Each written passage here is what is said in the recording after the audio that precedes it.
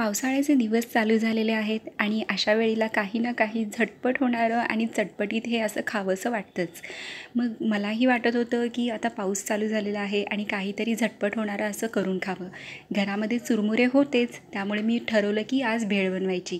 तर ही सिम्पलच भेळ आहे, तर ती रेसिपी मी आज तुमच्याबरोबर शेअर करते आहे. तर इथे मी चुरमुरे घेतलेले आहेत साधे, तर त्याला छानसं पाकडून मी एका भांड्यामध्ये काढून घेतलेलं आहे. सर्वात आधी याच्यामध्ये आपण लाल तिखट टाकून घेऊया. तिखटाचं प्रमाण हे आपल्या आवडीनुसार कमी जास्त आपण इथे करू शकतो. मला थोडीशी तिखट आवडते, त्यामुळे तिखट मी इथे जास्त घेतलेलं आहे. आता चवीपुरतं याच्यामध्ये मीठ टाकायचं आहे. 2 लहान चमचे इतकं मी इथे तेल घेतलेलं आहे. आणि इथे मी 2 मध्यम आकाराचे बारीक चिरून कांदा घेतलेला आहे. आणि 1 टोमॅटो बारीक चिरून घेतलेला आहे. 1 काकडी बारीक चिरून घ्यायची आहे. थोडीशी बारीक चिरलेली कोथिंबीरही टाकून घेऊया. थोडेसे तिखट शेंगदाणे घेतलेले आहेत. या शेंगदाण्यांमुळे भेळला खूपच छानशी चव येते. आणि अर्ध्या लिंबाचा रस मी इथे पिळून घेतलेला आहे.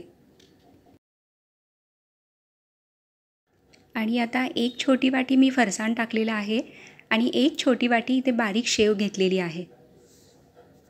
आणि आता सगळे जिन्नस टाकून झाल्यानंतर आपण याला व्यवस्थित मिक्स करून घेऊया.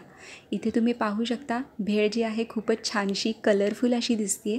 खायलाही तितकीच अप्रतिम आहे आणि चटपटीत आहे. खूपच सिंपल पद्धतीने मी इथे भेळ बनवलेली होती. जेवढं साहित्य माझ्याकडे अवेलेबल होतं त्या साहित्यामध्येच ही भेळ मी बनवलेली आहे. तुम्ही याच्यामध्ये आणखीही जिन्नस ॲड करू शकता, म्हणजे बारीक चिरलेली कैरी वगैरे, काहीही पुदिना चटणी वगैरे, काहीही तुम्हाला जसं आवडेल तसं त्याप्रमाणे तुम्ही याच्यामध्ये ॲड करू शकता. आता मी इथे भेळ जी आहे सगळी व्यवस्थित मिक्स करून घेतलेली आहे. तुम्ही पाहू शकता खूपच सुंदर अशी ही भेळ झालेली आहे. आणि विश्वास ठेवा, ही भेळ ना इतकी चविष्ट झाली होती, खूप मस्त. आणि तुम्हा सर्वांना विनंती आहे की तुम्हाला जर हा व्हिडिओ आवडला असेल तर व्हिडिओला प्लीज लाईक करा, शेअर करा, कमेंट करा. कारण तुमचा एक लाईक आणि कमेंट जो आहे तुम्हाला खूप मोटिवेट करतो. तसेच चॅनललाही सबस्क्राईब करायला विसरू नका. आता भेळ तर झालेली आहे. भेळ आता मी प्लेटमध्ये काढून घेतलेली आहे. वरतून मी आंबट, गोड आणि तिखट अशी चिंचेची चटणी घातलेली आहे. बारीक शेवही टाकून घेऊया.